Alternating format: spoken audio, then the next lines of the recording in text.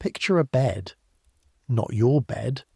Not a hotel bed with laundered cotton sheets and a pillow that smells faintly of fabric softener. I mean a bed from another time. A bed that is approximately 18 inches wide, stuffed with straw, that hasn't been changed since the last tenant, who may or may not have died in it. Bed that is already occupied, not by one person, by 3. One of whom you have never met before tonight. One of whom is breathing directly into your face from a distance of about 4 inches, and one of whom, the one pressed against your back, hot and damp and absolutely enormous, has not bathed in 11 months. You know it's 11 months because he told you, proudly. That's the world we're going to tonight. England, 1387. The road to Canterbury, and every inn along the way, every dormitory in every monastery, every shared straw mattress in every roadside tavern is exactly like this. Exactly like what I just described. This isn't the exception. This is the rule. This is simply how it is. How it was for almost everyone, in almost every part of the world, for most of recorded human history. The absence of smell that we take for granted, the morning shower, the deodorant, the freshly washed shirt, that is the strange thing. That is the aberration. That is the luxury so new that your great-grandparents' grandparents never experienced it.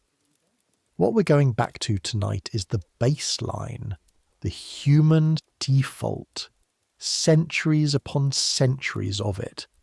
And I'll be honest with you, it's worse than you're imagining right now.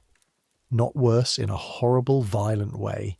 Worse in a closer, more intimate, more unavoidable way.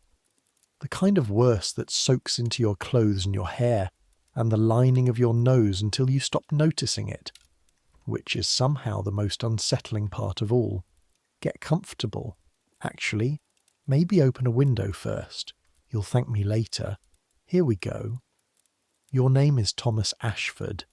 You're 19 years old.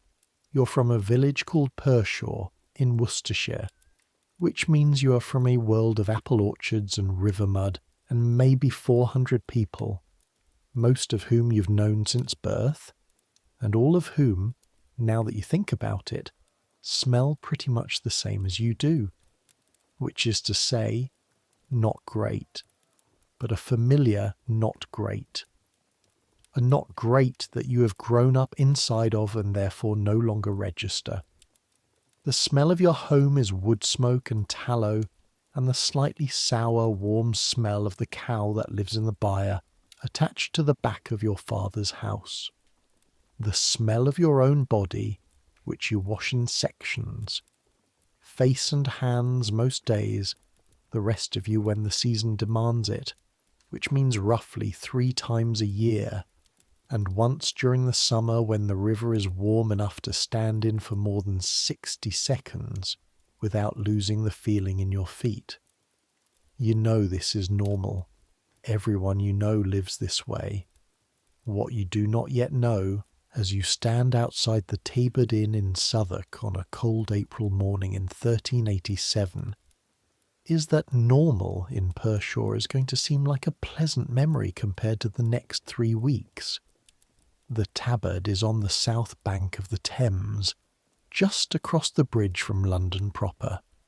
It's a large inn by the standards of the time, a 2-storey wooden building wrapped around a courtyard, with stabling for horses and a main hall that can seat 60 people at supper. This sign over the door shows a tabard, which is a kind of short sleeveless coat. You know what a tabard is. You're not an idiot. You arrived in Southwark yesterday evening, having walked from Pershore in stages over the past week, sleeping rough when you couldn't afford an inn, sleeping at inns when you could, sleeping in a barn outside Chipping Norton when the rain came down so hard that the road turned into a grey river, and you simply stopped and knocked on the nearest farmhouse door and asked politely if you could sleep in with the pigs. They said yes. The pigs were warm. This was not the worst night of your life. The smell, though. Actually, no. Save that thought. We'll come back to it. You are going to Canterbury. Specifically, you are going to the shrine of St. Thomas Becket at Canterbury Cathedral, which has been one of the most important pilgrimage sites in England for over 200 years, ever since Archbishop Becket was murdered in his own cathedral by knights acting on the orders of King Henry II in 1170. Becket was canonised 3 years later, extraordinarily fast by the church's standard, and miracles started being reported at his tomb almost immediately. Pilgrims have been streaming down the road to Canterbury ever since. You're going because your mother asked you to. Not because she's sick, not because the harvest failed, not because anything in particular is wrong. She just wanted someone in the family to make the pilgrimage, to pray at the shrine, to bring back a small lead badge. They sell them at the cathedral, little metal images of Becket that she can sew onto her hat and wear to Mass. Your father gave you 6 shillings for the journey. This is approximately what a farm labourer earns in 6 weeks, so it is not nothing, but it is also not much once you account for inn fees and road food and the offering at the shrine and the badge your mother wants, and the incidental disasters that have already eaten through more of it than you'd like. The reason you're at the Tabard specifically is that this is where pilgrim groups form up. You can't just walk to Canterbury alone. Well, you can, but it's stupid. The road through Kent is not the safest road in England. Robbers, beggars, difficult river crossings, sections of road that become impassable in bad weather. The wisdom, passed down through generations of pilgrims, is to travel in a group, safety in numbers, share the cost of inns and guides, have someone to help you if you turn an ankle in a rutted track outside Dartford. The Tabard's landlord, a large cheerful man named Harry, who charges too much for everything and knows it, organises these groups. For a fee, obviously. So you paid your fee, 3 pennies, which felt highway robbery, and now you are standing in the courtyard waiting to meet the people you will walk with, eat with, and sleep next to for the next 3 weeks. You do not yet know what that last part means. You are about to find out. There are 22 people in your group. You won't remember all of them. Not clearly, not at first. They're just shapes and voices in the morning fog. But some of them fix themselves in your memory immediately, like briars catching on cloth. There's Brother Edmund, a Benedictine monk from Faversham, somewhere around 40, with a face that is both deeply pious and deeply amused at the same time, as if God has been telling him a very long joke for 40 years and he's still waiting for the punchline. He carries a wooden cross on a cord around his neck and a flask of something that smells like it came from an apothecary rather than a water source. There's a merchant from Cheapside named Geoffrey. Not that Geoffrey, though he did exist around this time, and this is roughly the pilgrimage he would have been making. A stout man in his 40s with a beard that needs attention and a way of talking that makes everything sound like a business proposition. He's travelling with 2 servants, both young men who carry his bags and look quietly miserable. There's a woman, a widow, she tells everyone within 30 seconds of meeting them, named Alice from somewhere in Somerset, somewhere in her mid-40s, with red cheeks and a loud laugh, and an approach to the concept of personal space that you will come to understand in the next 3 weeks is entirely characteristic of her. She's done this pilgrimage twice before. She gives advice freely and accurately, and her advice on day 1 is, bring a cloth to tie over your face at night. You'll understand why when you get to the Cock Inn at Sittingbourne. You don't bring a cloth. You will regret this. There's a young woman about your age named Marjorie, travelling with her father, who is some kind of minor gentry from Herefordshire, a step or two above you socially, which she knows and you know, and everyone pretends not to know. She has a small dog on a lead. The dog has a look in its eyes that suggests it knows exactly what is coming and has made its peace with it. And there's Walter. Walter is the one your back is going to learn very intimately over the next 3 weeks. Walter is a ploughman from Kent, heading back to Canterbury after spending the winter with his sister's family in London. He's somewhere in his mid-50s, as wide across the shoulders as a door frame, with hands like shovels and a neck like a ship's mooring post. He's affable, generous, constantly sharing food from a bag he carries at his hip, offering things to strangers without asking anything in return. Walter hasn't bathed since last Easter. He told you this himself, unprompted within 10 minutes of meeting you. You were in the courtyard, and he was eating a piece of hard cheese, and he was telling you about his journey from his village to London, and he just said it. Haven't had a proper wash since Easter week, he said.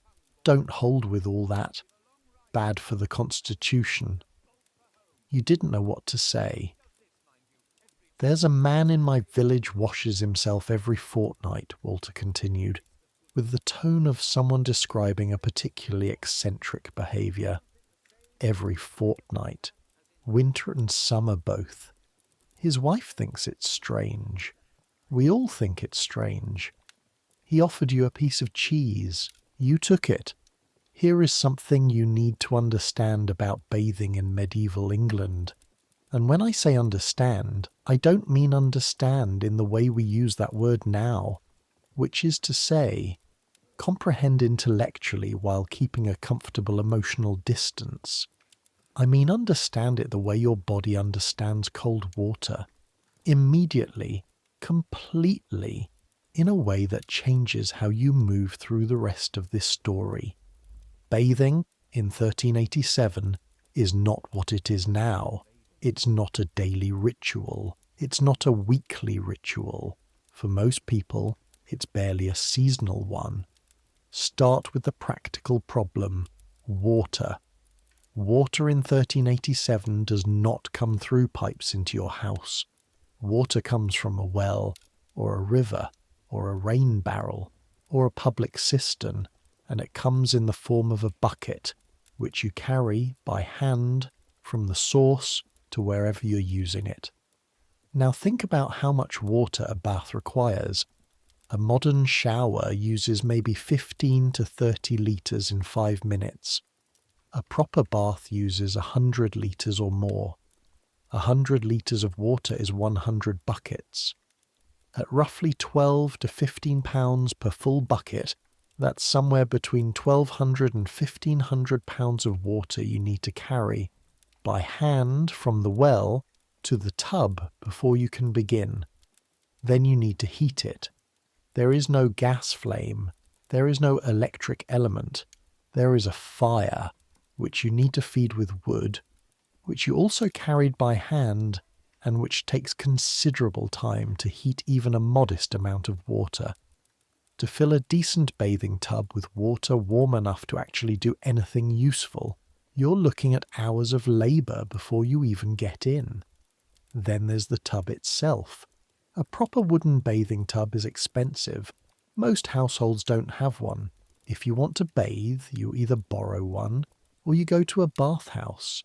And we'll get to bathhouses in a moment because the bathhouse situation in medieval England is complicated. Or you make do with a large basin and a cloth, and what was called, delicately, a piece-by-piece wash. The piece-by-piece wash is exactly what it sounds like. Face and hands, neck and arms, work your way down section by section, with a cloth and a small amount of water. It's what most people do most of the time. It doesn't do everything a full immersion would do, but it's better than nothing. And nothing is absolutely an option people considered. And then there's the matter of what people actually thought about bathing. Because in 1387, there is a not insignificant body of medical opinion that holds that bathing is dangerous. Not slightly risky, dangerous. As in, you might die. The reasoning, which makes a certain kind of sense if you accept the underlying medical theory, goes like this. The human body has pores. Hot water opens those pores. Open pores allow disease, specifically the bad air and miasmas that medieval medicine holds responsible for illness, to enter the body more easily. Therefore, bathing, especially in hot water, makes you more susceptible to plague, fever, and various other things that can kill you. This is not fringe medicine. This is mainstream advice from university-trained physicians. Books are written about it. Scholars argue about it. The safest conclusion of most medical authorities is that bathing should be done rarely, cautiously, at specific times of year, and never when you are already ill or when illness is going around, which in England in the 1380s, given that the Black Death came through twice in living memory and hasn't entirely gone away, means that illness is always going around, which means that bathing is always slightly inadvisable. There's a theological element too. Cleanliness of the body became, in certain strands of Christian thought, associated with vanity and excess and concern for earthly things when you should be concerned with spiritual ones. The monk who is visibly indifferent to the condition of his own flesh is demonstrating, by that very indifference, his focus on higher matters. A dirty hermit is a holy hermit. A clean one is a suspicious one. Now, does this mean everyone is walking around absolutely filthy all the time? Not quite. It's more nuanced than that. People do wash, regularly even, just not in the way we mean when we say wash. Hands are washed before eating, almost universally, because eating with dirty hands is considered rude and unhygienic. Face and hands are washed most mornings, neck, arms, feet when practical. Hair is combed and tended with some care, even if it isn't washed in water very often. Clothes are laundered more frequently than the body inside them. The logic being that clean clothes provide a layer of cleanliness against the skin, and the body's own natural oils do a certain amount of protective work. There's also something called dry washing, rubbing the skin vigorously with cloth, which removes dead skin cells and surface dirt and stimulates circulation, and leaves you feeling, if not smelling, somewhat fresher. So, not everyone is a walk-in biohazard. Not everyone smells the same. There are gradations. But the gradations run from somewhat earthy to full agricultural, and almost nobody in England in 1387 smells the way we mean when we describe someone as clean. Walter smells like full agricultural, and tonight you are going to sleep next to him. The first night is at the Tabard itself, in the great dormitory on the upper floor. You climb the stairs behind Geoffrey's two servants, William and John, who are so alike in their misery that you keep confusing them, and push open the door and stop. The room is long, low-ceilinged. The beams overhead are close enough to touch if you stretch. There are windows at each end, wooden shutters closed against the April chill. There are 2 rows of beds. Calling them beds is generous. They're wooden frames, each holding a straw mattress roughly the size and thickness of a large dog, with 2 or 3 blankets that are charitably rough woven wool and less charitably wool that has been in contact with how many sleeping bodies over how many years and washed with what frequency. The answer to that last question is obvious, and it is this: very little, and not recently. Each frame is maybe 18 inches wide. Not each bed, each frame. That is the width of the sleeping surface allocated to one human person. There are 12 frames in this room. You're 22 people plus Harry the landlord's 2 stable boys, who apparently also sleep up here because the stable is full of horses, and horses are not polite roommates. You do the math. We double up, Alice tells you cheerfully, appearing at your elbow as if she has been waiting for exactly this moment of realization. 2 to a frame, mostly. Some of the men triple up. Don't look like that. It's warmer this way. You'll be grateful come midnight when the fire dies down. Who do I... Walter asked about you, she says. Nice man. Walter. Generous. Gave me half his bread at supper. You'll be fine.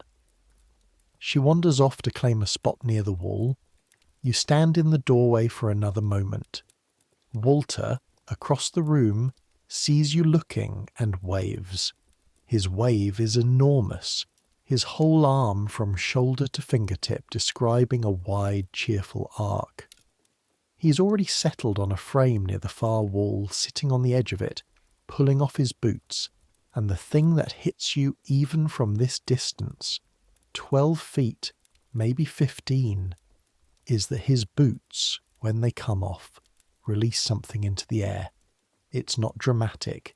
It's not a visible cloud. It's more like a change in the quality of the room, like the way the air near a tannery has a character all its own that you don't quite notice until you've been walking toward it for a minute, and then suddenly you think, oh. You walk to the frame and sit down on the edge opposite Walter. Comfortable? He asks. The straw mattress makes a sound like something small dying. It has the structural integrity of a pile of slightly damp leaves. You can feel individual straws through the thin linen cover, poking at you with focused malice. Fine, you say. Good lad. Walter lies down, turns on his side and is asleep within approximately 90 seconds. You lie down on your back. The straw shifts and settles beneath you. The blanket is heavy and scratchy, the kind of wool that itches through a shirt. You pull it up to your chin. The room fills with the sound of 24 people arranging themselves in various stages of undress. Most people sleep in their underclothes, the long linen shift that functions as both an underlayer during the day and a sleep garment at night. A few of the men sleep in their shirt and bras, which are the loose linen trousers worn under the outer layers. Nobody removes their underclothes. Not for cleanliness reasons, just for warmth. The fire at the end of the room is banked low, and the April nights in England are still cold enough to make your breath visible. You can hear it now, the composite sound of a medieval dormitory. Breathing first, lots of breathing. 24 people breathing at different rates, in different registers, some deep and slow and regular, some lighter. Walter's already is a low rumbling sound that is not quite snoring, but is in the same family as snoring, like something large and good-natured shifting position in a field. Then coughing. Someone with a chest that sounds wet has a productive cough every few minutes. You will hear this cough every night for the next 3 weeks, and it will never quite go away, but it also never quite gets worse, which is the small mercy you learn to be grateful for. Then, settling, the creak and pop of the wooden frames as bodies shift, the rustle of straw, occasional muttered conversations that trail off mid-sentence, and then, underneath all of it, the smell. I need you to understand the smell. Not just Walter, not just one person, 24 people, most of whom have been travelling for some days, all of whom are wearing clothes they've been wearing for those days, all of whom have been walking through April mud and sleeping in various states of dubious cleanliness since they set out. The smell of a medieval dormitory is layered the way a soil sample is layered. You can learn to read it if you pay attention. Top layer, tallow, the candles burning in their iron holders at the ends of the room. Tallow is rendered animal fat, mutton fat usually, and it burns with a thick yellowish light and a smell that is faintly greasy and faintly animal, like something being slowly cooked. Next layer, smoke. The fire at the end is mostly banked, but there's always residual smoke. The chimney doesn't draw perfectly. There are decades of smoke soaked into the wooden beams overhead, into the walls, into the very fabric of the room. Below that, wool. The blankets, the mattress covers, the clothes hanging from pegs on the wall. Wet wool has its own smell, and dry wool that has been in contact with human bodies for any length of time has a different smell, denser and more complex. Below that, straw, old straw. Straw that has been compressed under human weight for too long and is in the process of becoming something that is almost, but not quite, soil. And then the human layer itself, which is not one smell, but a family of smells. Sweat first. But old sweat, not fresh. Fresh sweat actually smells relatively mild. It's the bacteria that eat sweat that produce the sharp acidic smell we associate with body odour, and that process takes time. The sweat in this room has had time. Days and days of time. It has been absorbed into linen and wool and then pressed against skin again, and has undergone whatever fermentation process linen and wool undergo when given enough time and body heat. Then grease. Human skin produces sebum, a natural oil that waterproofs the skin and keeps hair lubricated. In the absence of regular washing, this builds up. On the skin, it gives a slight greasy quality to surfaces. In the hair, it produces the heavy, dark look of hair that hasn't been washed in some time. It has its own smell, faintly animal, faintly rancid, not sharp, but present. Then, everything specific to individual bodies. Illness leaves a smell. Poor digestion leaves a smell. What people have eaten leaves a smell, exuded through sweat and breath, garlic and onions and dried fish, and the kind of black bread that makes up most of the diet here, fermented in guts and finding its way back out into the air through pores and exhalations. And then Walter. Walter has all of this, amplified. Walter is, in smell terms, what a cathedral is in architectural terms. Everything present, everything maximised, everything reaching upward towards some kind of ceiling that normal human noses weren't designed to handle. You breathe through your mouth. Alice, you will remember the next morning, told you to bring a cloth. Here is the thing about smell, though. The thing that makes this entire experience manageable, and that will become, over the next 3 weeks, one of the most profound practical lessons you learn on this journey. Human beings stop noticing smells, not instantly, but quickly, faster than you'd think. It's called olfactory adaptation, and it happens at the physiological level. The receptor cells in your nose that respond to specific molecules literally stop responding after continuous exposure. The signal that normally travelled from nose to brain saying there is a smell here, please be aware simply, stops firing. The smell doesn't go away. You simply stop receiving the information. You know this, in a practical way, already. The smell of your own house, the wood smoke and cow and tallow. You don't smell it. Visitors do.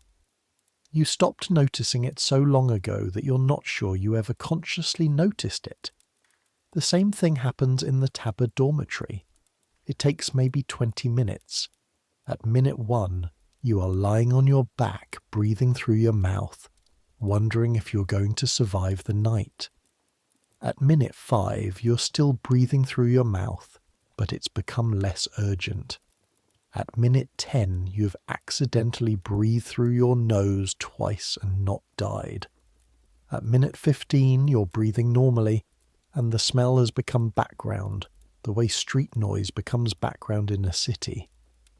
At minute 20, Walter shifts in his sleep and turns toward you, and his breath, which is a whole specific thing, a combination of the cheese he ate and whatever he drank at supper, and the particular bacterial ecosystem that has taken up residence in his mouth, is about 4 inches from your face.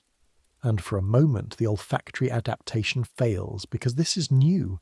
This is a different smell, and the receptor cells fire again. But then that adapts too, and you sleep, not well, not deeply.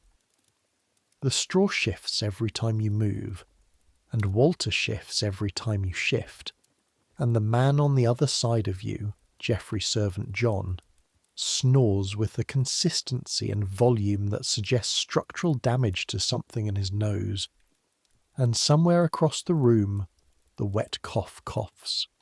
But you sleep, and when the tabard's bell rings in the grey pre-dawn, and the room stirs around you, and the tallow candles are relit and the cold air hits you as the shutters are opened, you get up and do what everyone does.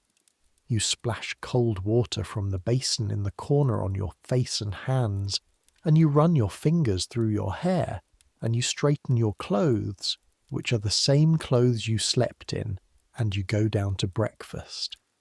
And you notice going down the stairs behind Walter that he smells exactly the same as he did last night. This surprises you more than it should. Breakfast at the Tabard is bread and small ale. The bread is yesterday's, dense and slightly sour, the kind that takes real effort to chew and sits in your stomach like a friendly stone. The ale is weak, brewed to be weak on purpose, because water in 1387 is not reliably safe, and ale, even thin ale, has been through a fermentation process that kills most of the things that will kill you. Children drink it. You drink it. Everyone drinks it. You sit at a long table in the main hall with the other pilgrims and eat without talking much. Morning is not yet a conversational time. The fire has been rebuilt, and the hall is warming slowly, and the light coming through the wooden shutters. They don't have glass, or they have very little glass, the expensive kind for the owner's private rooms, is the flat grey light of early English April. Geoffrey is at the end of the table being served separately, which he is paid extra for, and which his servants facilitate. His separate food looks exactly like your food. Geoffrey paid for the privilege of not having to notice this. Alice is already talking. She's talking to Marjorie, who looks like someone who was up late and isn't entirely sure why. Marjorie's little dog is under the table, pressing itself against her ankle with the expression of a creature that has accepted its situation, but reserves the right to feel complicated about it. Brother Edmund is praying, quietly under his breath, bent over his bread with his hands folded, lips moving. Whatever he's saying, it takes exactly the length of time it takes to finish a piece of bread. Walter is eating. Walter is always eating, in the sense that whenever food is present, Walter is eating it, and whenever food is absent, Walter is thinking about when it will be present again. This is not gluttony in any meaningful sense. This is the caloric reality of a man who has spent his life doing extremely physical work, and whose body has calibrated itself accordingly. Walter needs fuel the way a large fire needs wood. You watch him tear a piece of bread in half and give one half to Geoffrey's servant John, who takes it without comment. You watch him offer the other half to you, see you shake your head and eat it himself. You watch him wipe his hand across his mouth after he drinks his ale, and then wipe his hand on his tunic, which is already recording a history of meals in a series of subtle, darkened patches across the front. His tunic is grey-brown. It's hard to tell if it was always that colour or if it has become that colour. His hands are very clean, actually. Not spotless, but clean in the way hands get clean when they're worked hard. Calluses scrubbed smooth by constant friction with rope and iron and soil. The backs of his hands are weathered, the skin thick and mapped with small lines, but the palms are clean. "First pilgrimage?" Walter asks, catching you looking. "Yes." "Thought so." He says this kindly, not condescendingly. "You've got the look." "What look?" "Like you're waiting for something to go wrong." You think about this. Isn't something going to go wrong? Walter laughs, and it is a large laugh, filling his chest before it comes out. Something always goes wrong. That's pilgrimage. That's the whole point, really. You suffer a bit. Your feet hurt, your back hurts, it rains, the roads are terrible, the inns are expensive, you eat bad food. That's how you know it's working. He picks up his ale cup. If it was comfortable, it'd just be a walk. Harry the landlord appears at the end of the table and announces that departure will be in 1 hour, and that those who have paid for the shared guide should meet in the courtyard, and that anyone who hasn't paid for the shared guide is welcome to get lost on their own, and good luck to them. The hall begins to fill with the sounds of packing, the sorting and loading of bags, the lacing of boots, the tightening of belts, the small complaints of bodies being asked to do another day of walking before they've quite recovered from yesterday's.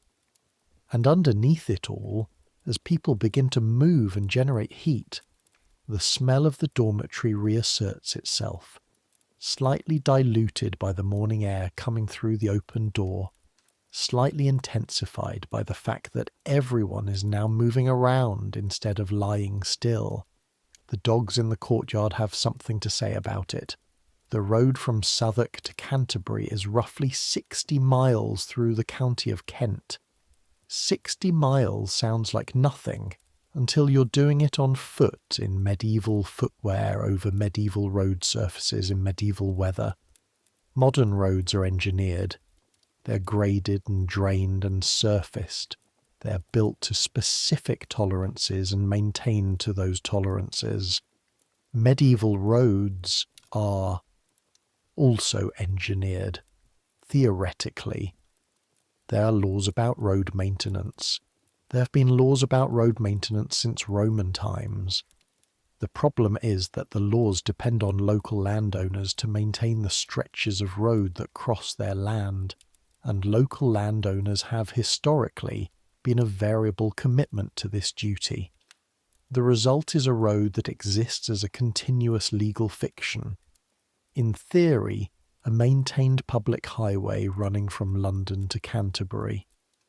In practice, a series of stretches of hard-packed ground connected by intervals of varying awfulness, with occasional patches where the ground has been churned into a deep brown mud by the hooves of horses and the wheels of carts and the feet of everyone who's gone before you, and other patches where the road has become a shallow river running across flat ground, and other patches where it climbs a chalk ridge and becomes hard and flinty and technically excellent but punishing on the soles of your feet.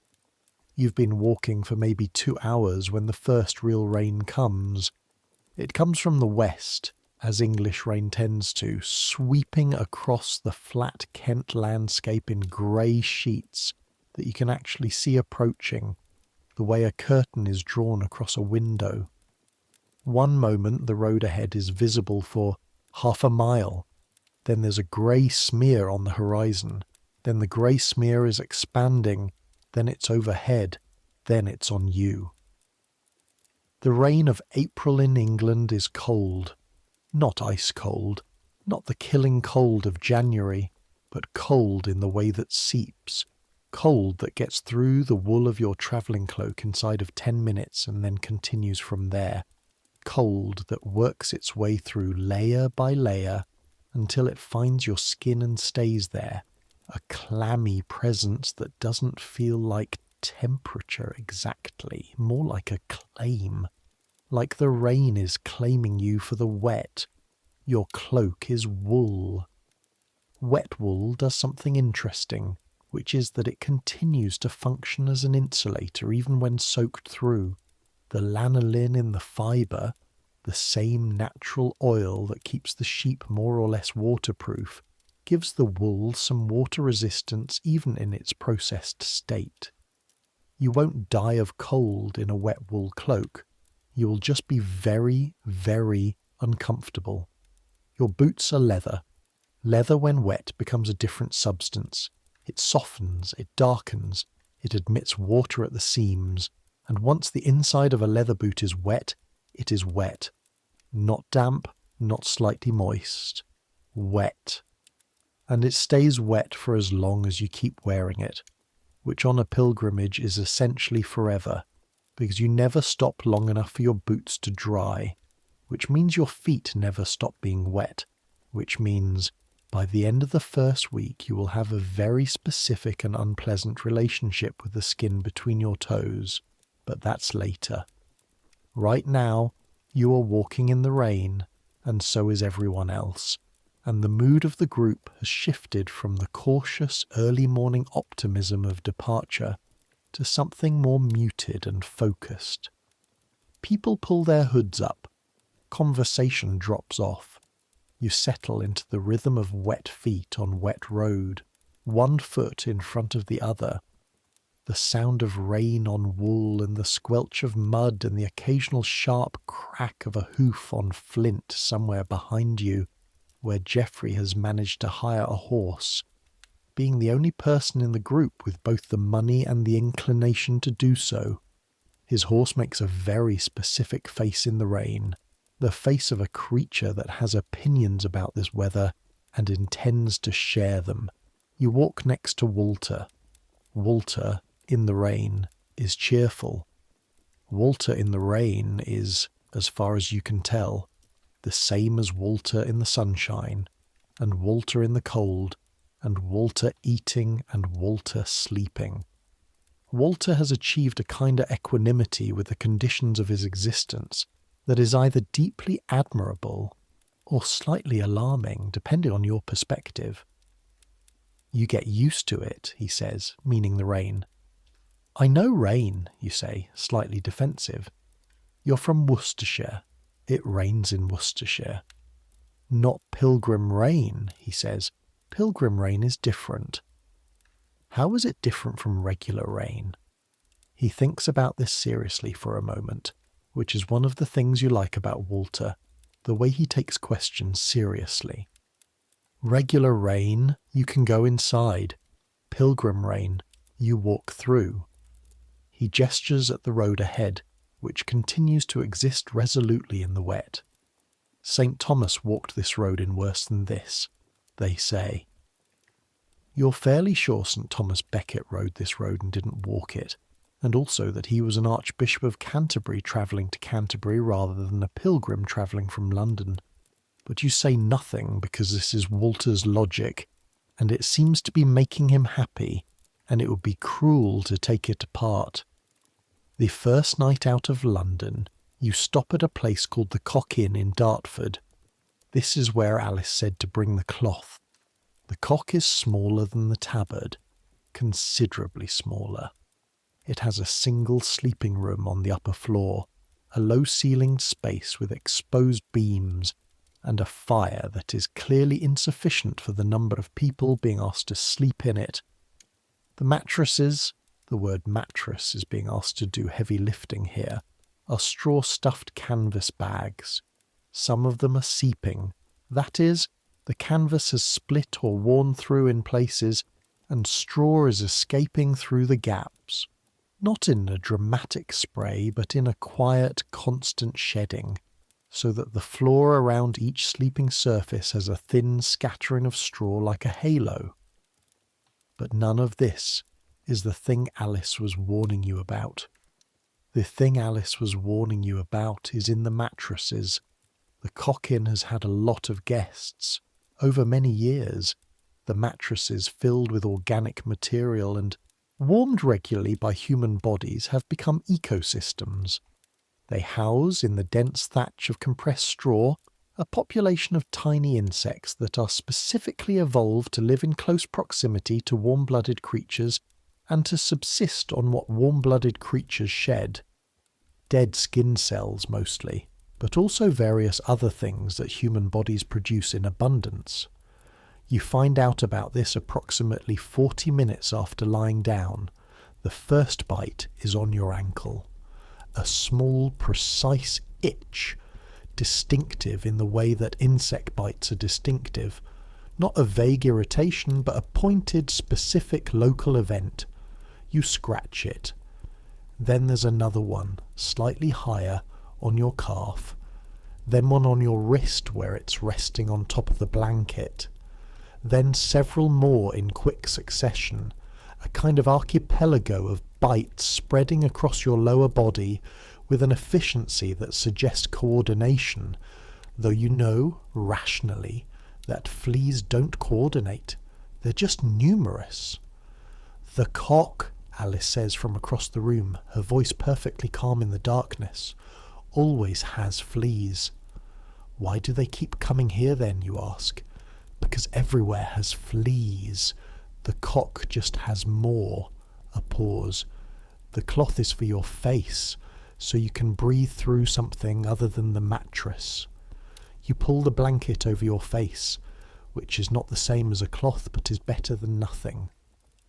Walter is already asleep beside you, apparently impervious to whatever is happening in the mattress, scratching occasionally at his side with the automatic efficiency of a man who has been hosting guests of his own for most of his adult life and long ago stopped being bothered by them.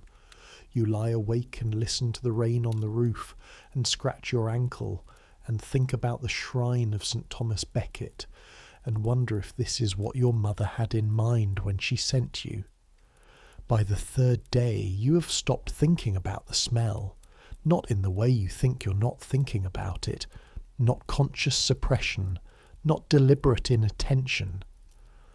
The olfactory adaptation has completed. The background of the journey is simply the background. You're inside it the way a fish is inside water.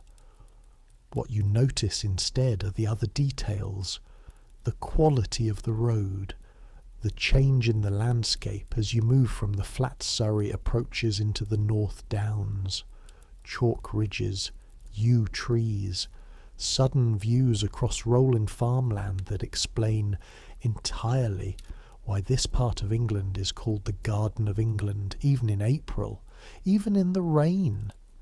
You notice the other pilgrims. 22 people walking 60 miles together develop a rapid, functional knowledge of each other. Not intimacy exactly, not friendship necessarily. Something more specific and more useful. A working understanding of how each person moves, how they cope, what they need. You know that Geoffrey's servant William has a bad knee and walks with a slight hitch on uphill stretches.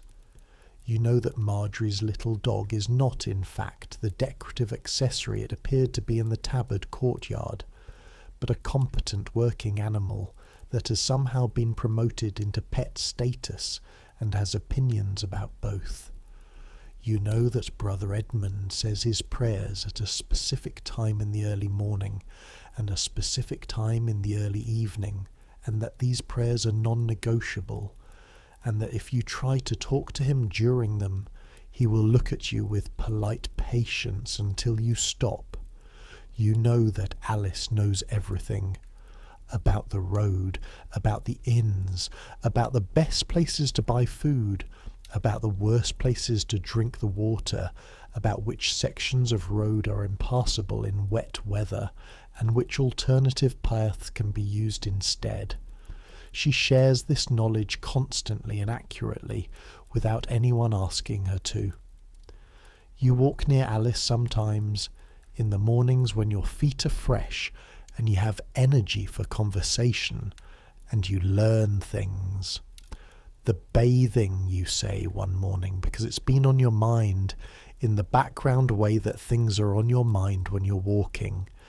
The rhythm of steps creates a kind of mental churn that surfaces questions you didn't know you had. Is it always? You're not sure how to finish the sentence. Is it usual not to bathe for this long? Alice looks at you the way someone looks at someone who has asked a very obvious question and is deciding how to answer it without being unkind.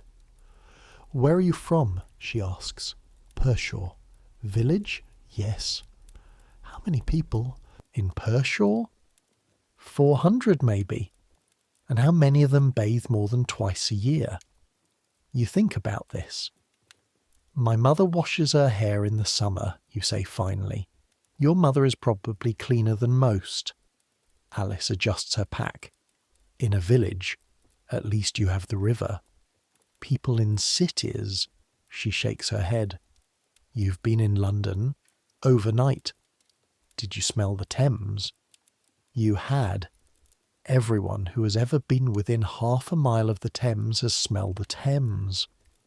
The Thames in 1387 is the repository of London's waste. Human, animal, industrial. It flows through the city thick with the output of tanneries and butchers and dyers and a few 100,000 people who have no other option for their waste but the street. And the street runs eventually by one route or another to the river. The bathhouses in London, Alice continues, are mostly near Southwark. 12, 14 of them. But they're expensive and they're not always what they say they are. A pause. Many of them are also something else. You take a moment to understand what she means. Oh, exactly. So for a woman, going to a bathhouse is either expensive or complicated. And for most men, it's a luxury that requires time and money they don't have. She shrugs. The shrug of someone who has made peace with the conditions of her existence. You wash what you can wash. You live with the rest. But don't people get sick? From the dirt? Yes. Alice looks at you steadily. People get sick from everything. People get sick from cold air. People get sick from bad fruit. People get sick from the smell of swamps, which everyone knows causes fever. Whether they bathe or not, she makes a gesture, one hand rising and falling, meaning the evidence is unclear at best. The physicians say bathing opens the pores, let in the disease. Do you believe that? She's quiet for a moment. I believe that I have bathed at a bathhouse in Southwark, and I have lived to tell about it, she says finally. But I also know 3 women who bathed in the river in August and were dead of fever by September. So, the shrug again. You make your choices and you live with them, or you don't.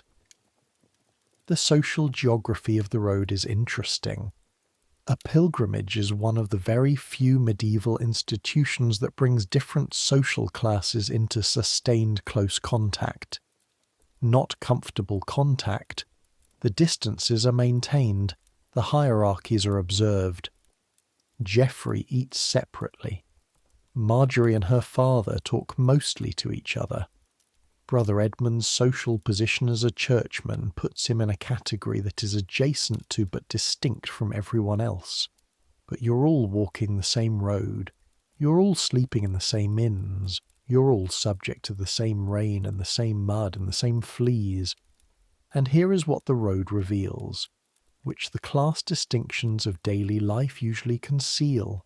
The smell of a human body is not a class marker. Geoffrey, who is wealthy enough to travel with servants, who paid for a horse and private food at the tabard, who wears good wool and good leather and has a merchant's instinct for presentation, Geoffrey smells. Not as dramatically as Walter. Geoffrey has more resources and uses some of them for cleanliness. He carries a small vial of rosewater and dabs it on his wrists and the back of his neck in the mornings, and he washes his face and hands with particular care, and his servants brush his outer garments every evening. But underneath that layer of management, underneath the rosewater and the brushed wool, Geoffrey is a human body that hasn't been immersed in water for, you'd guess, without asking, several weeks, maybe longer. The rosewater is not hiding this. It is sitting on top of it, the way a thin coat of paint sits on old wood that hasn't been properly sealed. At a distance, fine. Up close, on a warm afternoon when everyone's been walking since dawn, the combination of rosewater and everything under the rosewater is its own specific experience. Marjorie, who is gentry and travels with her own separate sleeping arrangements whenever possible, smells, in the afternoons, like a girl who's been walking through mud since morning, and whose linen shift has been worn for 4 days, and whose hair, however carefully arranged and covered, is held in place by its own oils rather than any external styling product. Her little dog, notably, is cleaner than most of the people. Marjorie washes the dog at every opportunity. The dog accepts this with the patience of a creature that knows its position in the household depends on being acceptable to the one person who can guarantee its meals. The hierarchy of smell on the pilgrimage goes roughly like this, from cleanest to least. The dog. Brother Edmund, who washes in cold water every morning without fail, a discipline so habitual it requires no thought and takes 3 minutes. His cleanliness is monastic, which means functional rather than comfortable, the minimum necessary to maintain the appearance of dignity. Marjorie, who is young and cares about her appearance and has resources. Alice, who is pragmatic about cleanliness the way she is pragmatic about everything. Thorough where practical, unsentimental where not. You, who are trying. Geoffrey, who is managing. Geoffrey's servants, William and John, who have stopped trying. Most of the other pilgrims in various stages of not trying. Walter, who is the endpoint on the graph, the logical conclusion of the whole thing, the person who has made peace with the body he has, and the body it produces and sees no productive reason to be in conflict with either. On the 4th night, you stop at an inn in Rochester. Rochester has a castle and a cathedral, and a bridge over the Medway, and these are the things that appear in the written record. What the written record is less forthcoming about is the inn on the south end of the bridge where your group spends the night, which is larger than the Cock and smaller than the Tabard and makes up for both deficiencies by being more expensive than either. The innkeeper is a thin, watchful man with a way of calculating cost that happens so fast it seems like instinct. He looks at your group and tells you a number. It is a high number. Alice tells him a lower number. They negotiate in the flat, efficient way of 2 people who have done this many times with many different people and have no time for theatre. The settled price is still high. You pay it. The sleeping room is on the ground floor behind the main hall, which at least means it's warmer. The kitchen fire is on the other side of the wall, and the heat leaks through the plaster, not enough to be comfortable, but enough to take the worst edge off the April cold. There are 8 mattresses. There are 22 of you. The calculation requires a moment. The arrangement that emerges is women on one side, men on the other. Which sounds like privacy until you realise that one side is 4 mattresses for 11 men, and the other is 4 mattresses for 11 women and a dog, and sides is being used loosely to mean ends of the same room about 15 feet apart. Walter, settling onto the mattress you'll share, does something you've noticed him do every night.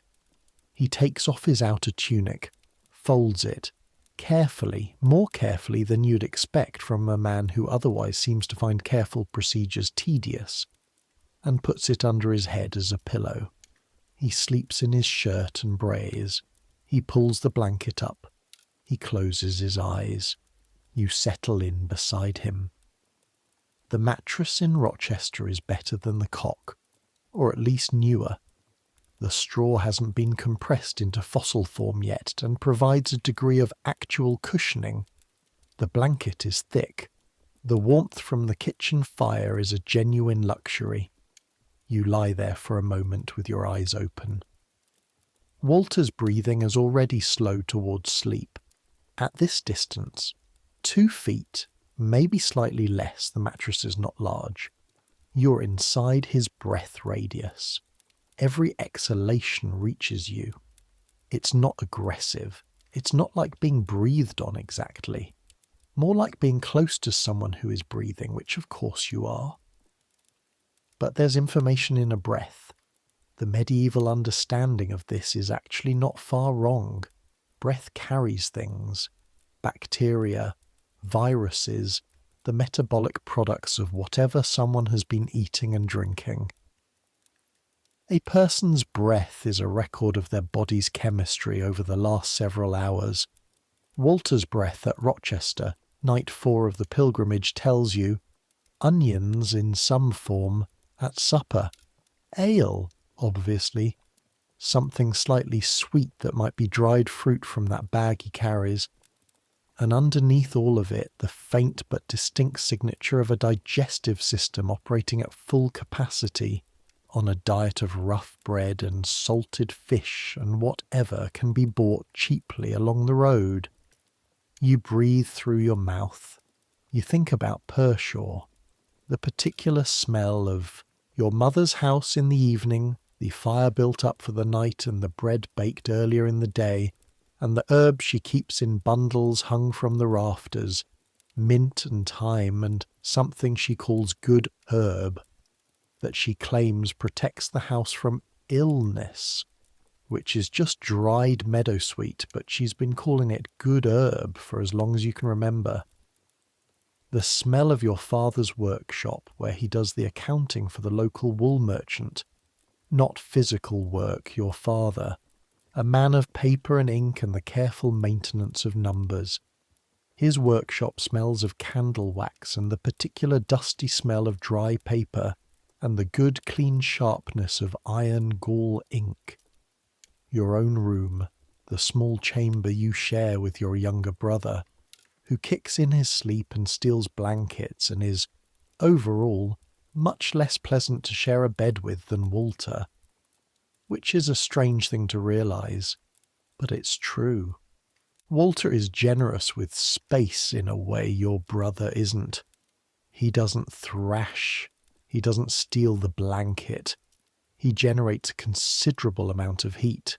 He's very large and therefore runs warm, and in the April chill this is a genuine practical value. And once he's asleep, he stays asleep reliably until morning.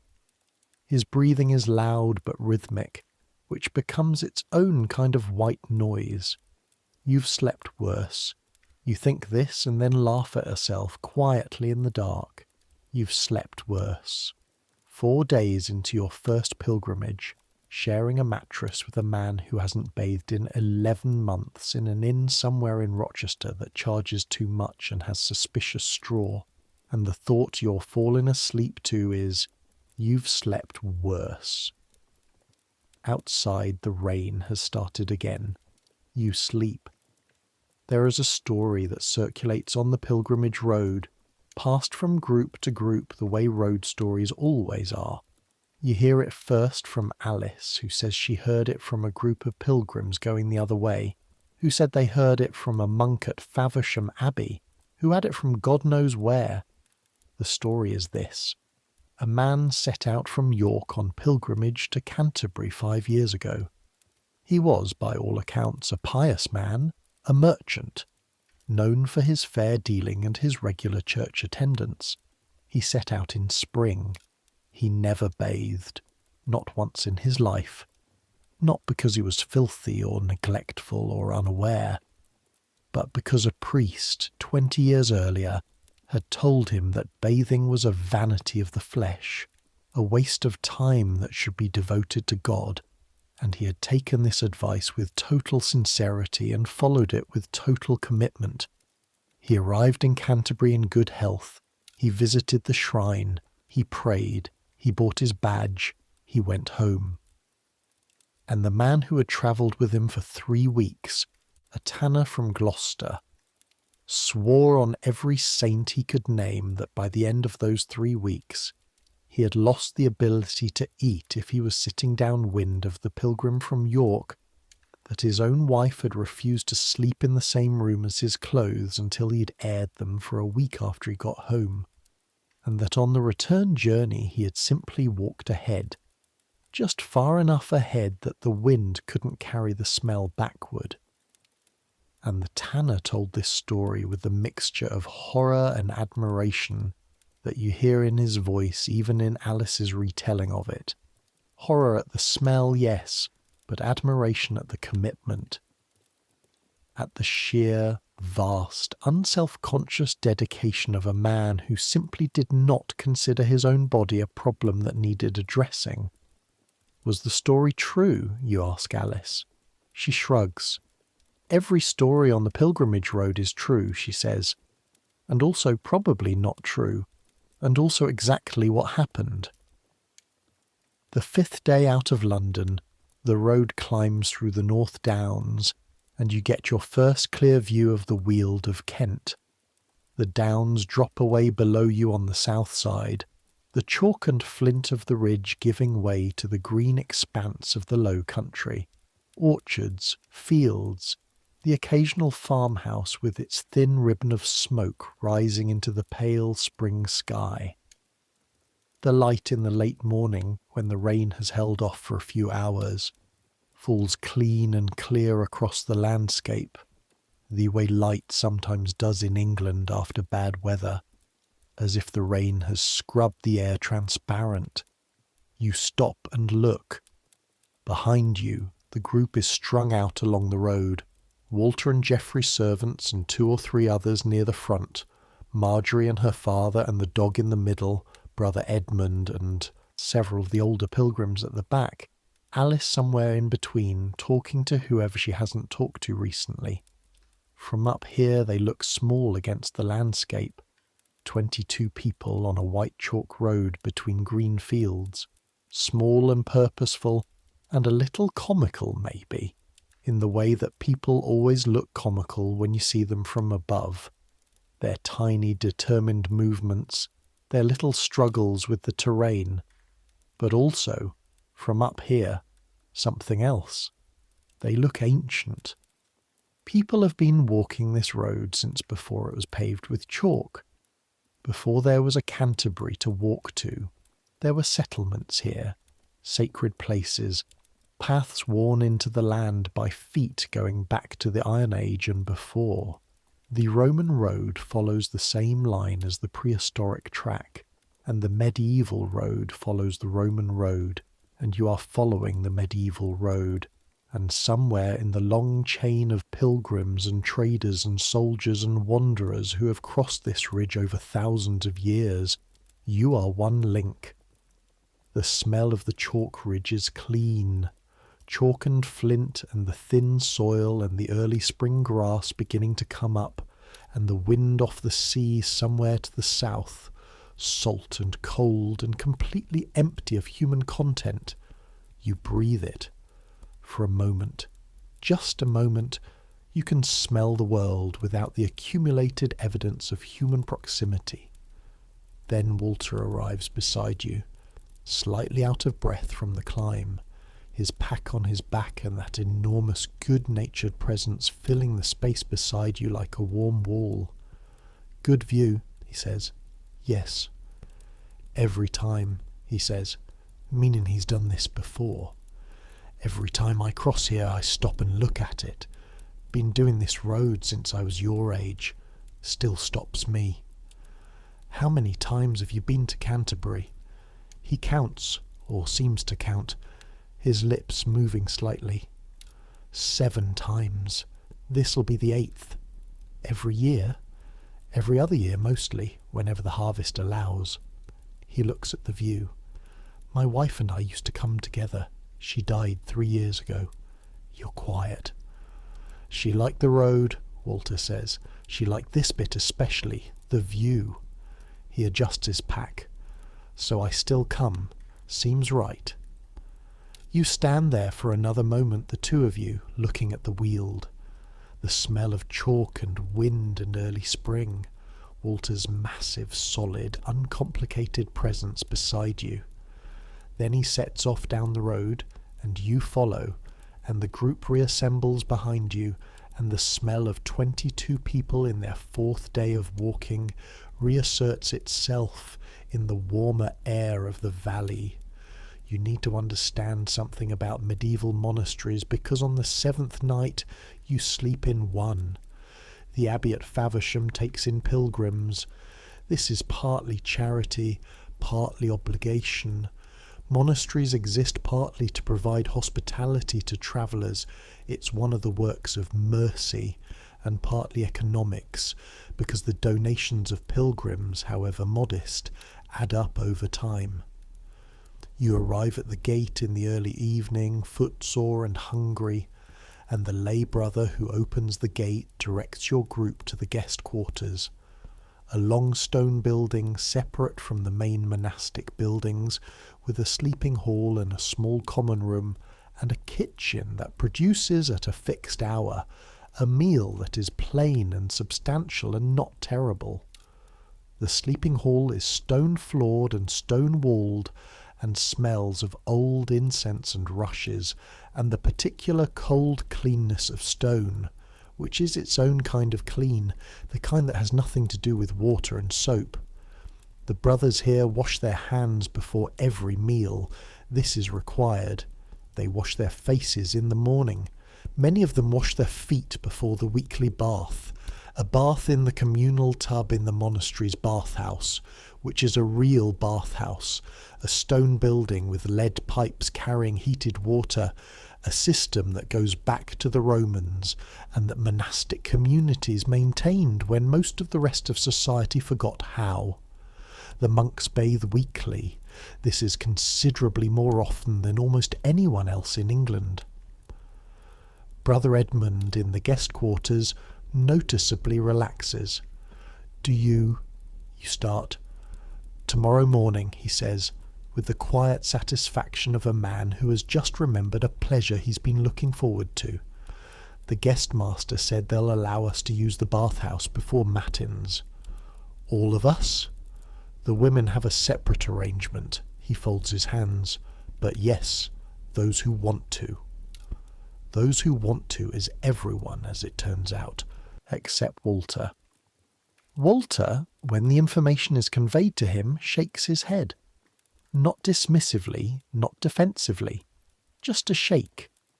It'll do more harm than good, he says. Opening the pores, April air. You wonder if you should argue. You decide not to.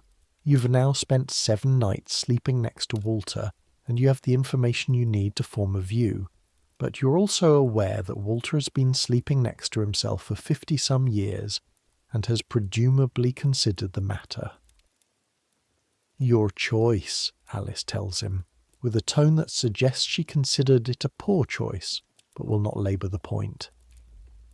The bathhouse is a revelation. It's not large.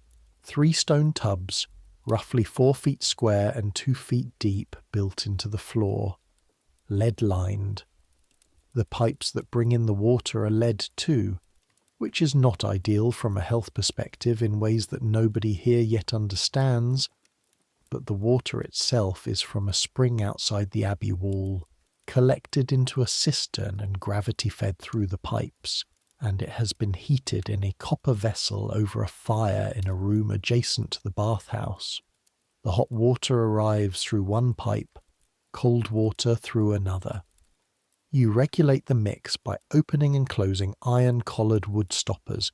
You lower yourself in. The water is warm.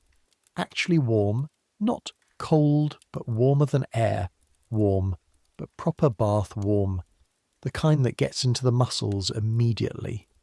The ache in your calves from 7 days of walking dissolving into the heat, like salt into water.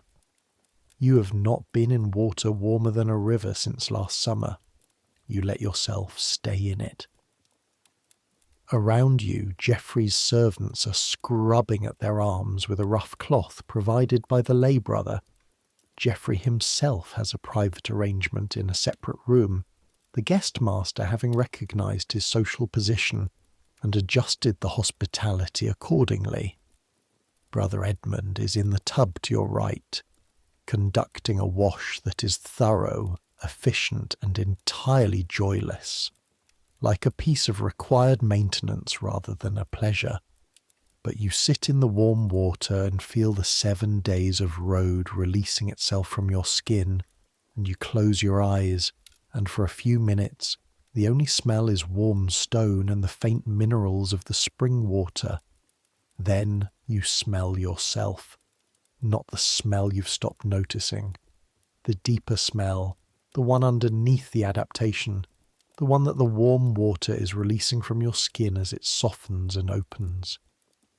The smell of Thomas Ashford, 7 days into a pilgrimage, feet wrinkled from wet boots, back aching from a straw mattress accumulated. Oh, that's you. You've been walking around smelling like that for a week and you didn't know, because you couldn't smell it, because you were inside it. You scrub harder. Brother Edmund, noticing your expression, says, "It's always a shock." He says this without looking up from his own ablutions. The first time you realise, a pause.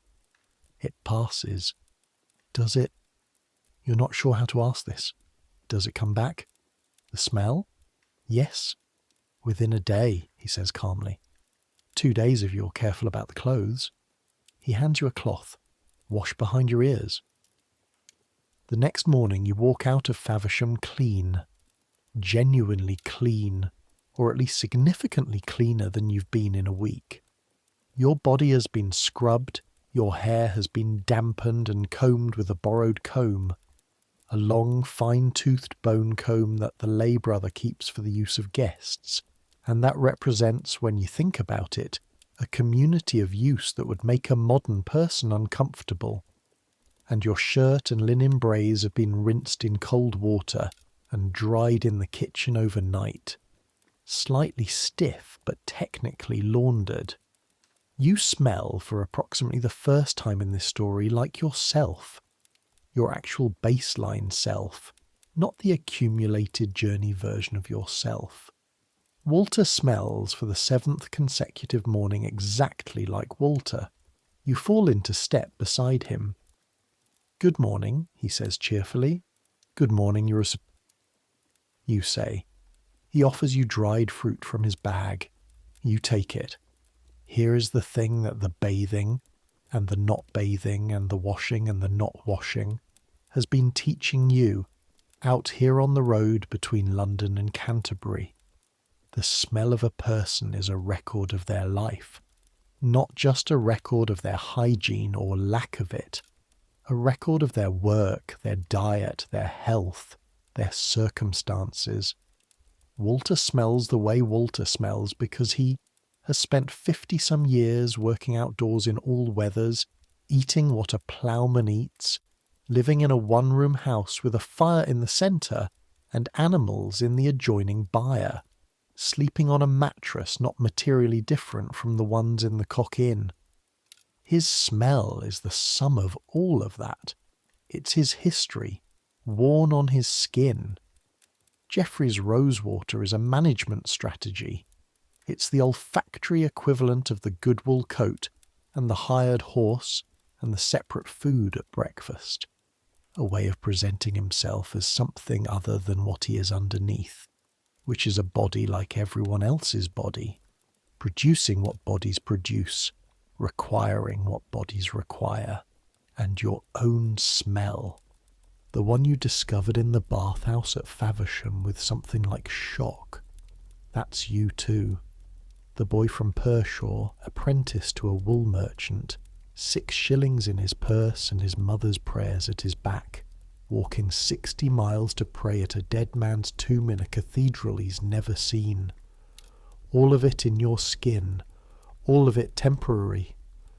The road through the last stretch of Kent, from Sittingbourne to the outskirts of Canterbury, passes through orchards just beginning to think about blossoming. The tight pink and white buds of apple and cherry just breaking at their tips, not open yet but on the edge, and past hop gardens still bare, the poles and strings waiting for the spring planting, and across the Stour River at a ford that's higher than usual from the April rains. The water coming up past your knees, cold and brown and moving with a purpose that wants to take you sideways. You wade through holding your bag up. Walter wades through like a man crossing a puddle. The dog swims. Something happens on the 9th day that I want to tell you about, not because it's the climax of the story, but because it's the moment the story turns. It happens in the afternoon, maybe 2 miles outside Canterbury, on a stretch of road that runs between hedgerows thick with early blackthorn blossoms, white flowers on black stems, the thorn hedge bare until a certain point, and then suddenly white, the white of cold and old bone rather than the warm white of summer flowers, but beautiful in its way, stark and precise. The road ahead is blocked, not by weather, not by flooding, blocked by people. A group of maybe 15 pilgrims stopped in the road, bunched together in the way of people who have encountered something unexpected and are trying to process it collectively. Loud voices, movement that hasn't quite coalesced into action. You get closer. In the road ahead of them are 4 men, not pilgrims, 4 men with the look of people who have decided to be where they are on purpose and aren't planning to move. 2 of them are large. One is thin with a narrow face and a watchful manner. The 4th is standing at the back, slightly apart, and has something in his hands that might be a tool of legitimate work or might not be. You don't need to have been robbed before to understand what's happening. Geoffrey, to your immediate left, makes a sound. It is not a brave sound.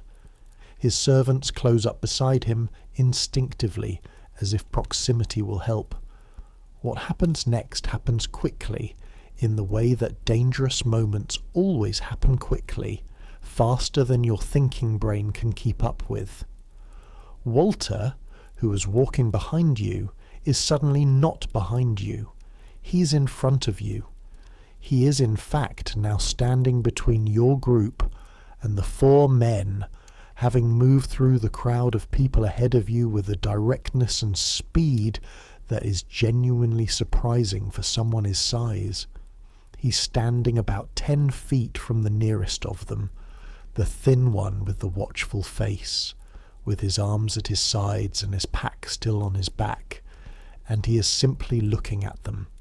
He's not threatening. He has no weapon visible. He's not posturing. He's just very, very large, and he's standing there, and his expression is the expression of a man who has spent 50 years dealing with situations that required resolution, and has developed a fairly efficient method for assessing them. The thin man looks at Walter.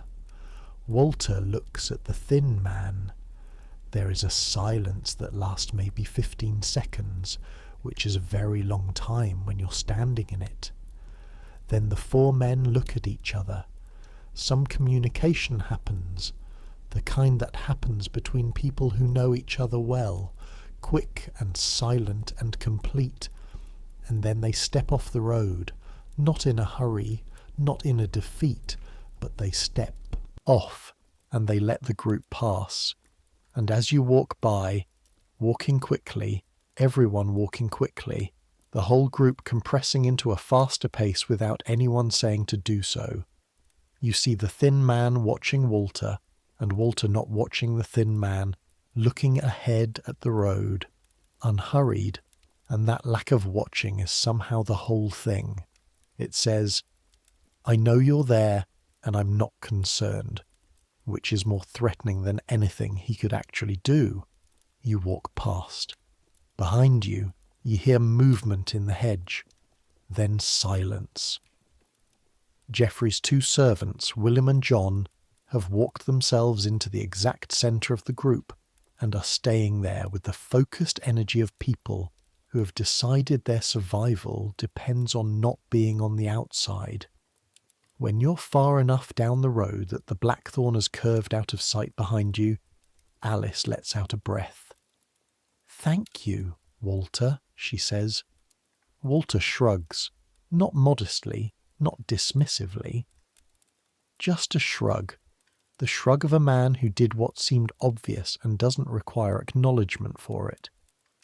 "Used to be worse on this road," he says, 30 years ago, before the magistrates cleared out the worst of it." He gestures at the orchard on your right as if the relevant context is in the apple trees. Still some about, but they look for softer targets. "What made you—" you start. "It needed doing," he says simply, "and I'm the biggest." The smell of Canterbury. You smell it before you see it. The city, any city, has a smell that precedes it.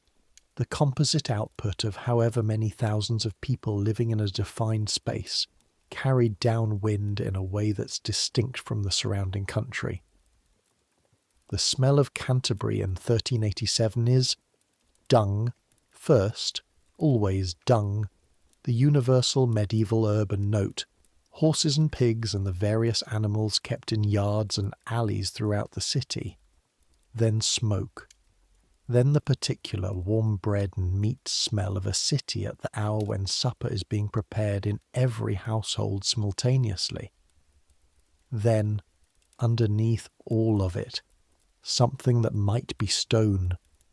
The particular mineral smell of old stone buildings, the cathedral and its close and the ancient city walls, the chalk that underlies the whole region exuding through the foundations, and then, emerging through everything else as you pass through the west gate into the city itself, the smell of people.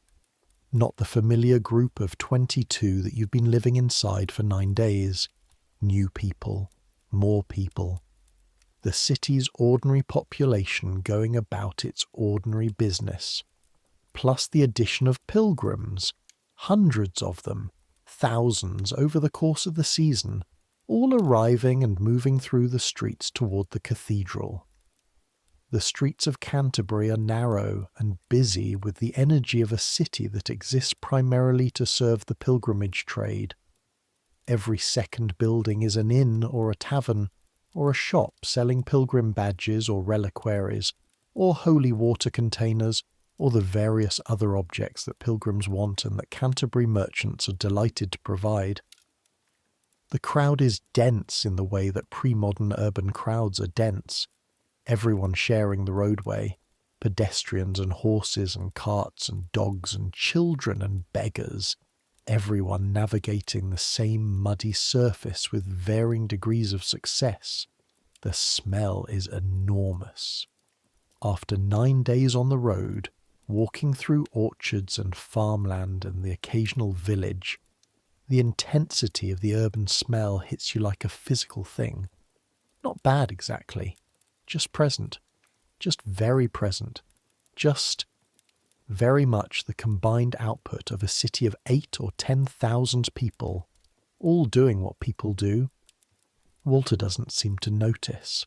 Marjorie's dog has very strong feelings about it. You arrive at the cathedral in the late afternoon. The approach is designed to be experienced on foot from a specific direction, and the people who designed it understood exactly what they were doing.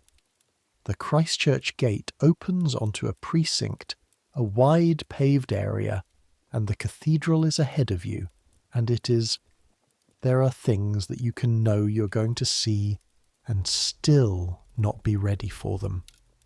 Canterbury Cathedral in 1387 is the result of 300 years of building and rebuilding. The nave is new, well, relatively new, finished within the last 50 years, in the Perpendicular style, which is the English answer to the soaring drama of French Gothic, not the breathless upward thrust of Chartres or Notre Dame, but a more controlled, more systematic height. The great windows filling the walls with light, the vaulting overhead in great stone fans that somehow look both effortless and impossible.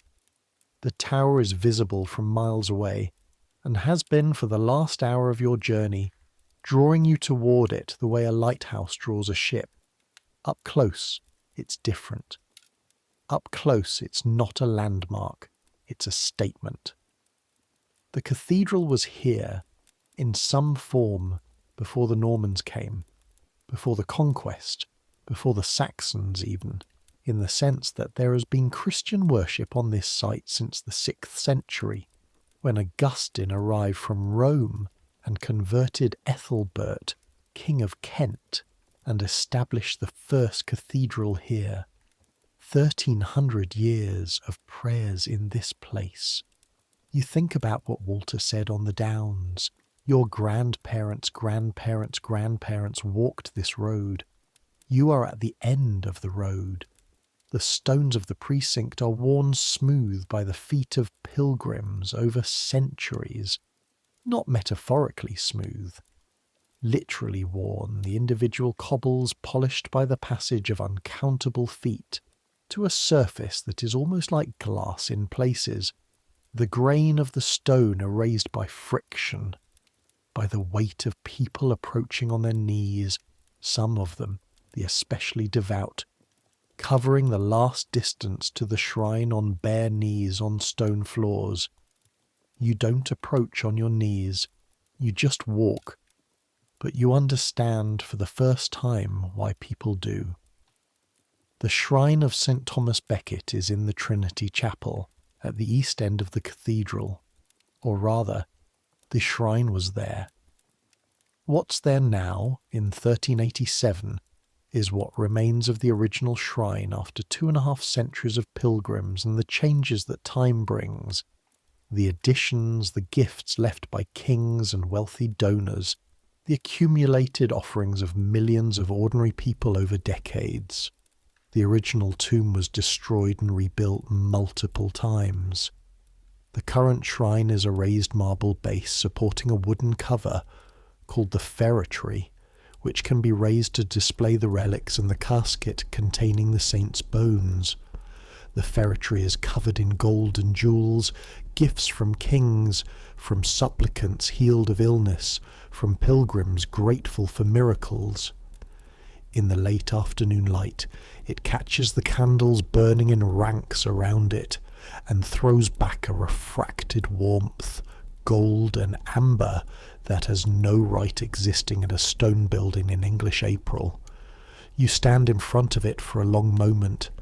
Around you, pilgrims are praying, kneeling on the worn stones, heads bowed, lips moving, some of them clutching rosaries or wooden crosses or the small lead badges they bought at the stalls outside. The same badge your mother wants.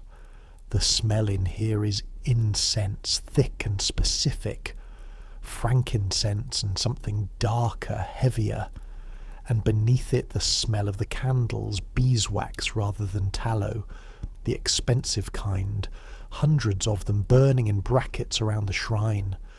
Beeswax candles smell clean and faintly sweet, and the combination of beeswax and frankincense and cold stone is the smell of the sacred, the smell that centuries of association have made into a signal to something in the back of the brain that says, this is different, this place is different.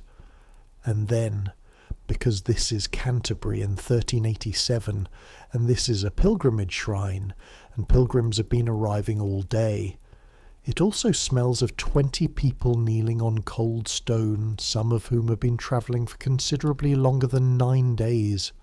This doesn't make it less sacred. Maybe it makes it more. The medieval church was not uncomfortable with the body, not in the way we might expect, given the theological strain that found the body problematic and dangerous. The pilgrimage itself was a deeply physical act.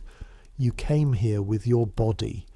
You were tired and dirty, and your feet hurt, and you smelled of 9 days on the road. You brought all of that into the sacred space and kneeled on the cold floor with it. The saint who was martyred here had a body too, died in his body, in this building, in a specific place. The steps to the north transept are still here, the place they call the martyrdom. His blood was on these stones, his bones are in that casket.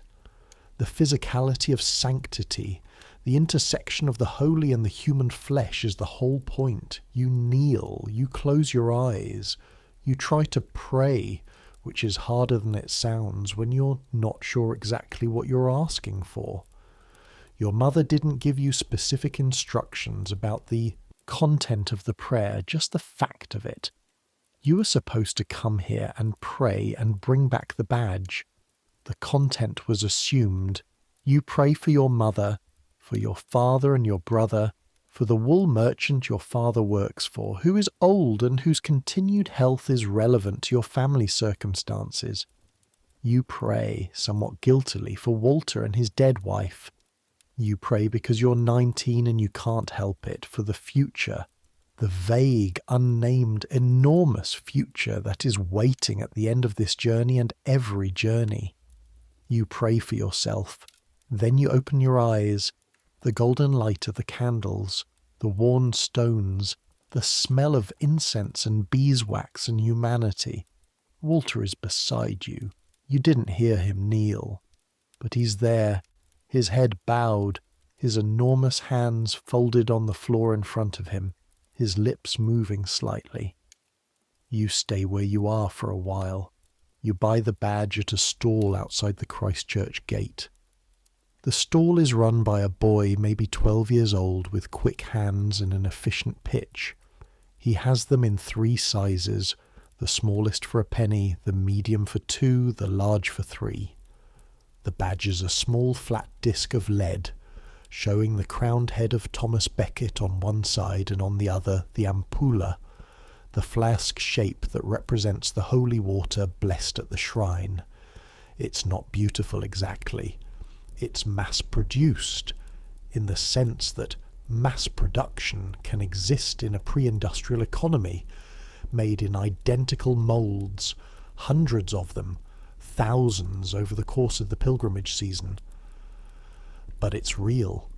Your mother asked for a specific thing, and it exists, and you're holding it in your hand, and it will go home with you and be sewn onto her hat, and she will wear it to Mass and think of you, and of Canterbury and of St. Thomas, and that chain of meaning is real, even if the badge is lead, and the boy selling it is 12 years old, and the whole commercial apparatus of the pilgrimage trade is as transactional as the market in Pershore on a Thursday.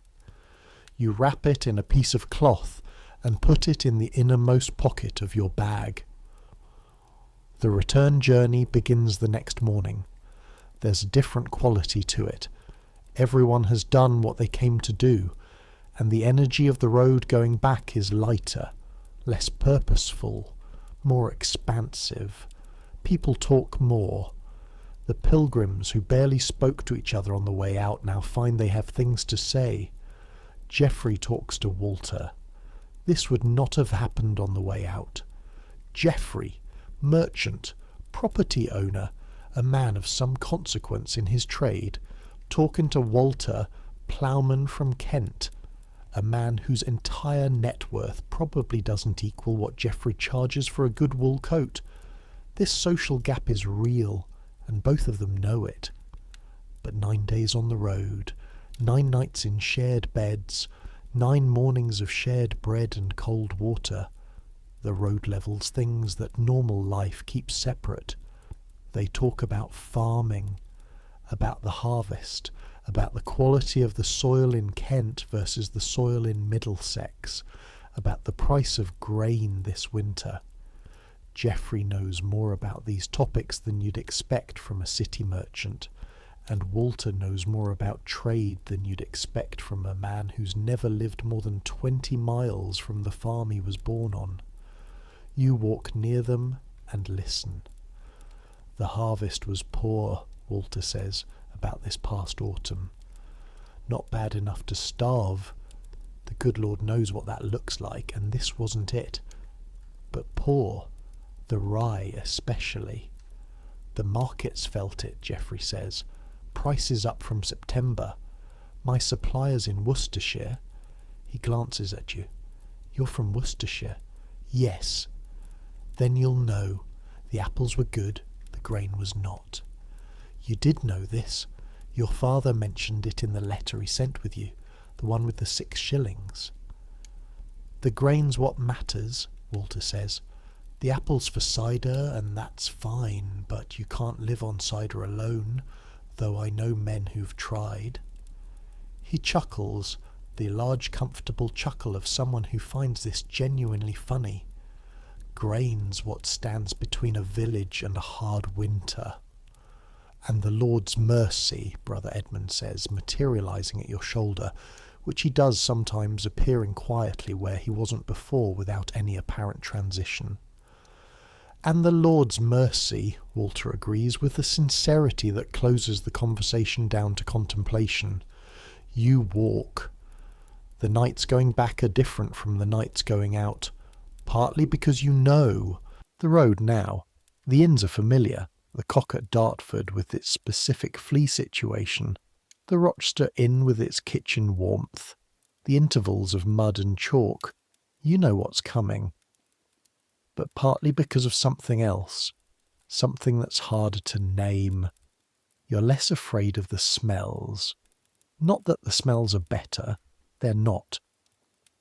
By the time you get back to the Cock Inn at Dartford, everyone has added 3 more days of walking to what they were carrying before. Walter has not bathed. Nobody has bathed since Faversham Abbey. The Dartford mattresses have not improved. The fleas remember you. But you lie down on the mattress with a kind of equanimity that you didn't have on the way out. You've been sleeping next to Walter for 12 nights. You know his breathing patterns, his rolling over schedule, his tendency in the cold to generate so much heat that you migrate to the edge of the mattress just to maintain a comfortable temperature. You know the specific cadence of his cough in the mornings. 2 sharp coughs, then a pause, then a third, then nothing. And the way he wakes up in a good mood without apparent effort, as if sleep and waking are both just things that happen to him, and he has no strong feelings about either. You know that he prays in the mornings, not loudly, not even visibly, just a stillness that precedes his getting up, 30 or 40 seconds of quiet before he moves. You've almost asked him about it, what he says, what he's asking for, but it seems private, that stillness, in a way that doesn't invite questions, and he knows things about you, not because you've told him. You haven't told him much, but because you've spent 12 nights 3 inches apart from him, and information travels in proximity, whether you intend it to or not. He knows you wake slowly. He knows you read, or try to read, the small book of Psalms you brought, that you take it out on evenings when there's enough candle to see by, and work through the Latin slowly with your finger under each word. He knows you're frightened of something in the future, not because you've said so, but because of the way you sometimes go quiet while walking, and look at the road ahead with a specific kind of focus that isn't really looking at the road at all. He hasn't asked about it. That also seems right. The last night before London, you stop at an inn at Gad's Hill, east of Rochester. The inn is neither good nor bad. The innkeeper is neither friendly nor hostile. The food is bread and boiled mutton that has been introduced to herbs at some point in its preparation without quite achieving what the herbs intended. You eat it. 12 nights in, you eat almost anything. The appetite of 9 days of walking is not a nuanced appetite. It is a straightforward appetite that wants fuel and doesn't particularly ask what form the fuel comes in. After supper, you sit in the main hall with Walter and Alice and Brother Edmund and Marjorie, which is to say, this subset of the group that has, by this point, become something close to a unit. People who have self-selected into each other's company over the days of walking and the nights of shared mattresses and the accumulated experience of the road. Marjorie's dog is under the table. It's sleeping on Marjorie's feet. You've noticed over the past 12 days that the dog has a developing relationship with warmth and comfort that seems to take precedence over everything else. It started the journey alert and watchful and has ended it maximally relaxed, having determined that the greatest threats on a pilgrimage are cold feet and insufficient affection. Last night before London, Alice says. A recognition passes around the table. Not quite sadness. Something more complicated. Back to normal, Geoffrey says. Alice looks at him. What's normal? He opens his mouth, closes it. The shop, he says finally. The work. You'll miss it, she says.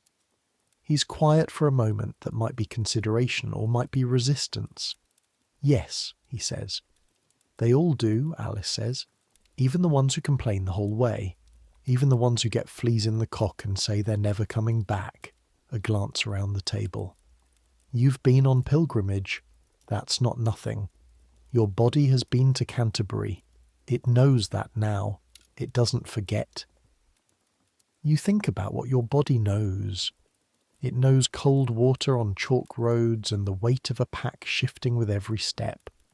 It knows the particular ache of the ball, of the foot after a long day in wet leather boots. It knows straw and cold stone and the residual warmth of a kitchen fire through a wall.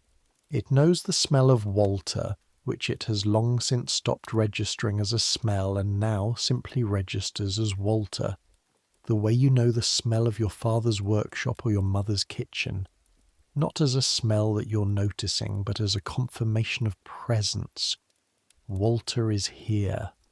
That's what the smell means. Walter is here and he's asleep or about to be. And the day is ending and this is fine.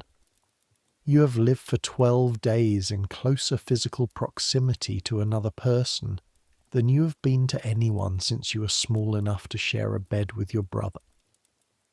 And in that proximity you have learned something about the body's capacity for adaptation that no one could have told you in advance.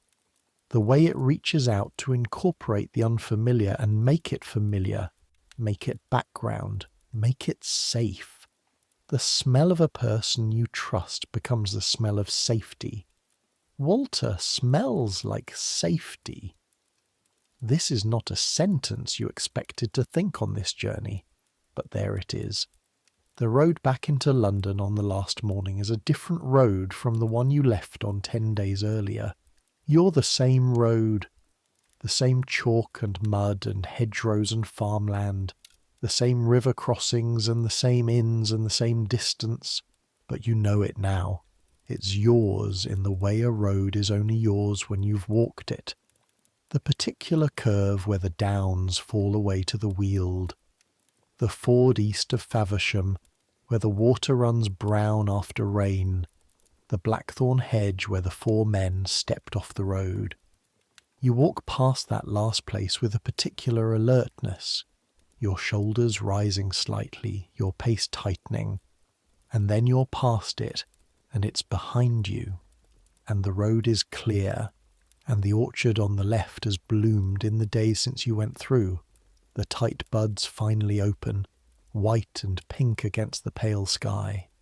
You look at it. Spring happened, Walter says. It did. while we were walking. He looks at the blossoms. I like that. You go away, come back, and spring has happened, as if the world kept going without waiting. The world didn't wait. The world never waits. He says this without any sadness, just the observation of a man who has watched things not wait for him for 50 years and found it more reliable than troubling. Nor should it. The Tabard at Southwark again, back where it started. Harry the landlord is in the courtyard when you arrive, and he looks at your group with the assessment of a man who has seen many groups come back from Canterbury and can read the journey in the way they carry themselves. Good pilgrimage? He asks. Good enough, Alice says, which seems to be the accepted formula. Beds tonight? Some of us. Some of you are done. Some will stay in London, taking rooms, visiting merchants, doing the business that a long walk to Canterbury has deferred. Some are crossing the Thames to the city proper. Some, like Walter, are turning back toward Kent and home. You are crossing the river. Your journey home, to Pershore, to your father and your mother and your brother and the 400 people and the orchards and the river, starts tomorrow morning on a different road, going west and north. Tonight you're at the Tabard. The Last Supper at the Tabard is like the First Supper, and unlike it. The same hall, the same long tables, the same beer and bread and the indeterminate stew that Harry has apparently been making in the same pot since before you were born, adding to it rather than starting fresh.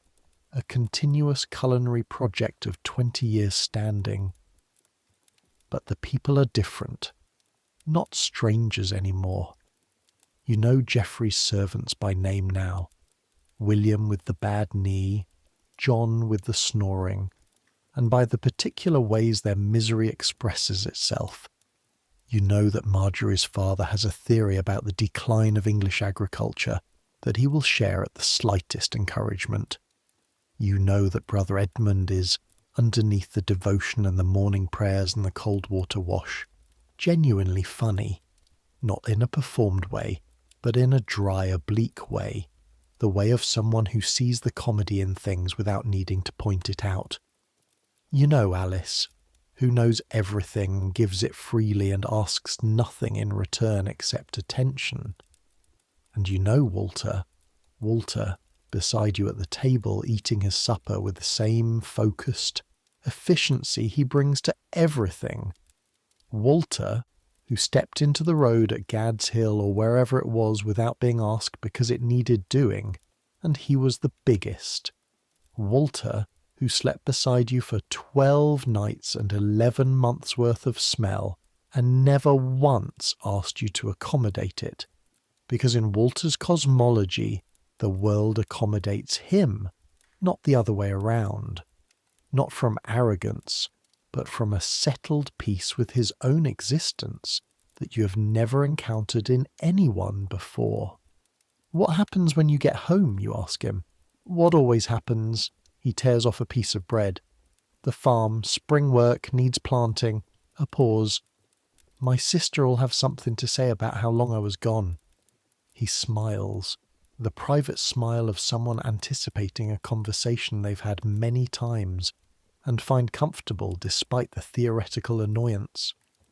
And then you'll come again? When they'll let me. He means the harvest, the seasons, the agricultural calendar that governs a ploughman's life as absolutely as the tides govern a fisherman's. 2 years, maybe 3 if the harvest is bad. He looks at the bread in his hand. Worth it, though. Always worth it. Why? You mean, why, specifically? Why do you keep coming back? What are you looking for? What do you find? He's quiet for a moment. My wife, he says. I feel like she's here, on this road. He looks across the hall at nothing specific. Nowhere else. Just here. A pause. That's enough reason. You don't say anything. There isn't anything to say that adds to that. After supper, you find yourself sitting on the bench in the Tabard's courtyard in the late evening air. Not cold, not warm.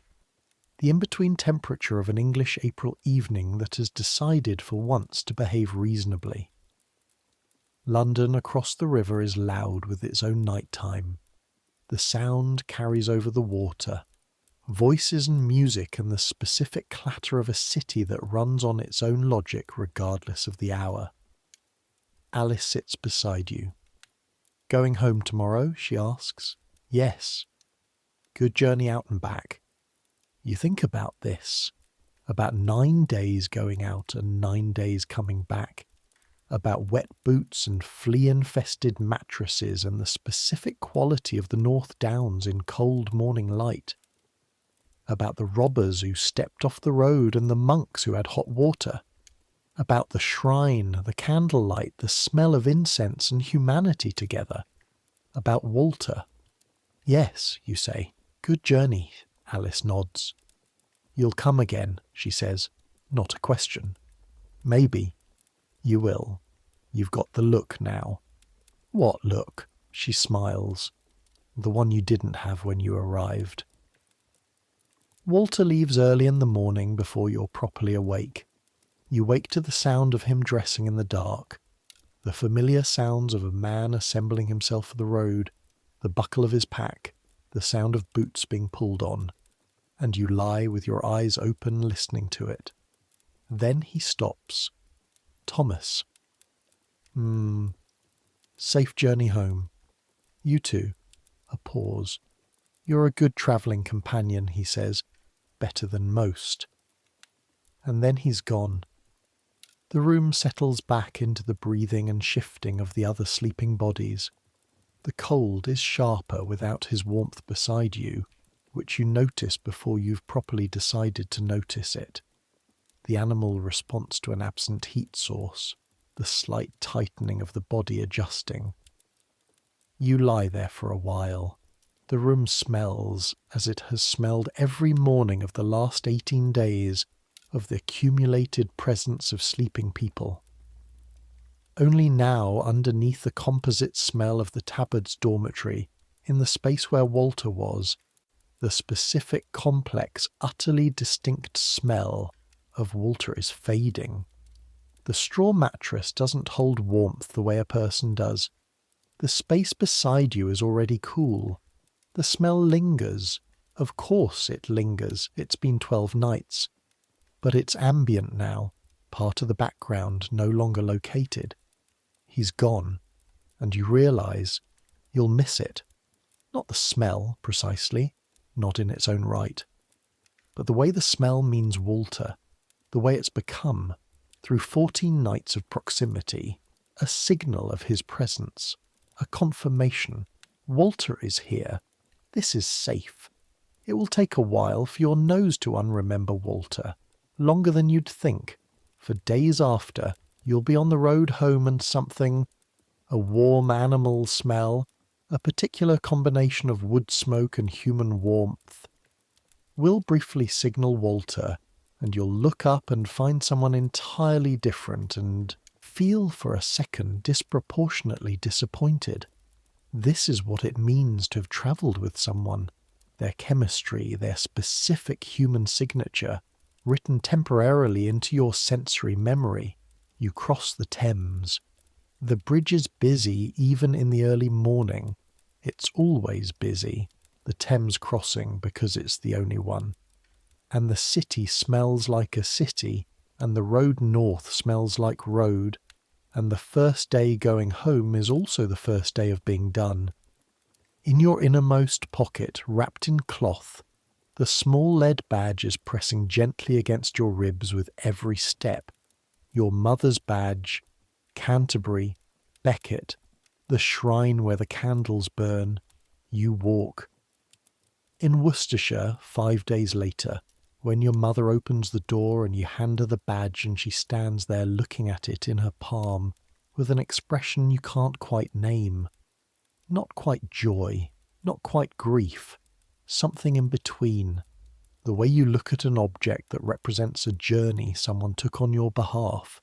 She says, You smell terrible. You laugh. I know, you say. I've been on the road. She pulls you inside. The familiar smell of wood smoke and tallow, and the cow in the byre. The bread she baked this morning still warm. Go wash, she says. There's water in the basin. You go and wash.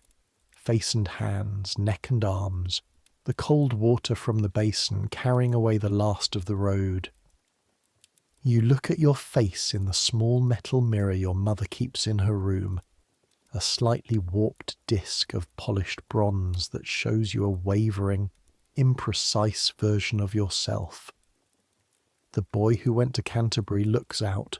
He looks, you think, about the same as the boy who left, but not quite. The road does something to a face, not visible exactly, more like something behind the face, in the way it holds itself. You've walked the road to Canterbury and back. Your body knows that now. Your body knows wet chalk and cold river crossings and the warmth of a man who hadn't bathed since Easter pressed against your back in a cold dormitory while the rain came down. Your body knows more than it did. That's not nothing. That's enough.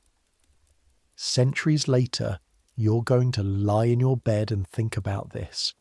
You're going to think about a young man named Thomas Ashford from Pershore in Worcestershire, lying on a straw mattress in an inn in Rochester with his eyes open, breathing through his mouth slowly, slowly adapting to the smell of his first real journey in the world.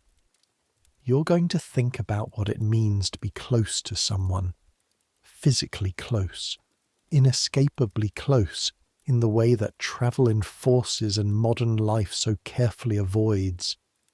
The careful bubble of space we maintain around our bodies now, the distances we preserve, the systems we've built to ensure that no one has to smell anyone else unless they choose to. We built those systems for good reasons. Don't misunderstand me. Running water and modern sanitation and soap that costs 60 pence and smells of eucalyptus. These are good things.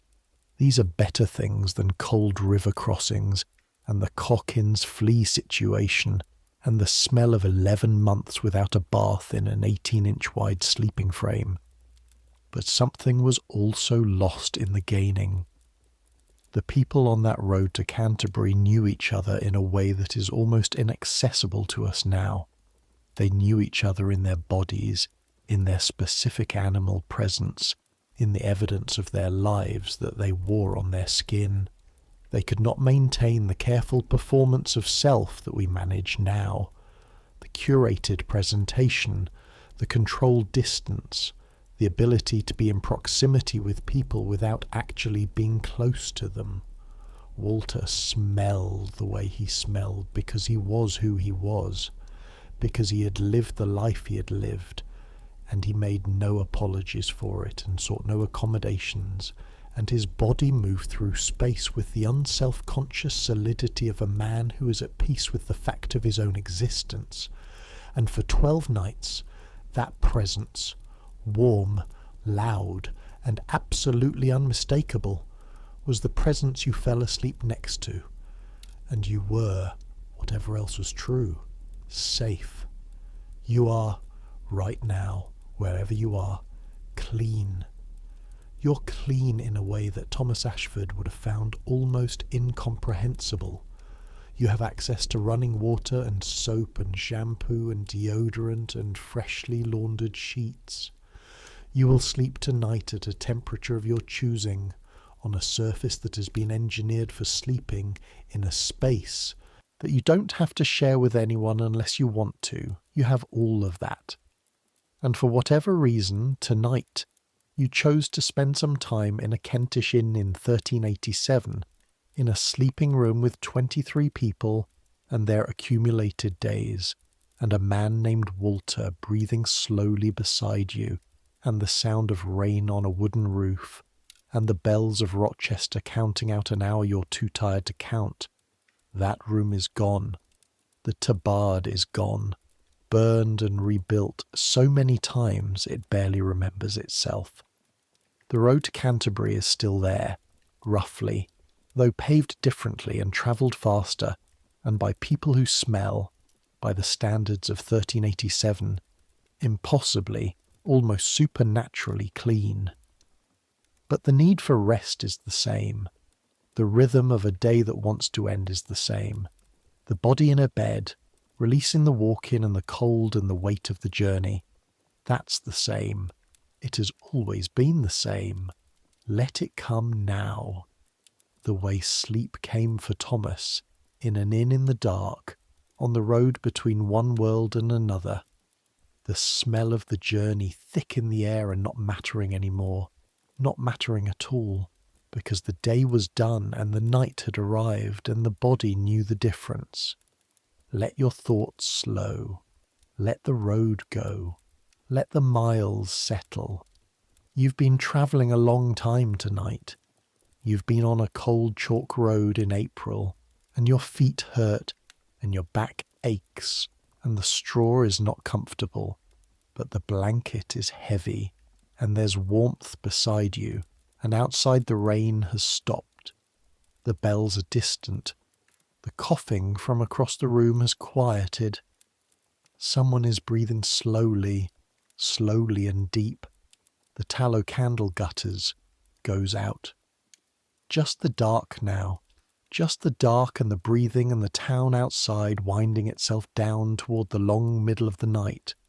You're warm enough, tired enough, safe enough. The day is behind you, the shrine is ahead, the road has been walked. Now rest. Let the breathing slow. Let the weight of the body settle down through the straw, through the wood, down through the floor of the inn, all the way down to the chalk and flint and ancient stone beneath. Let the smell of the journey become the smell of sleep. Let Walter breathe. Let the bells ring. Let the town go quiet. Let yourself go. Good night.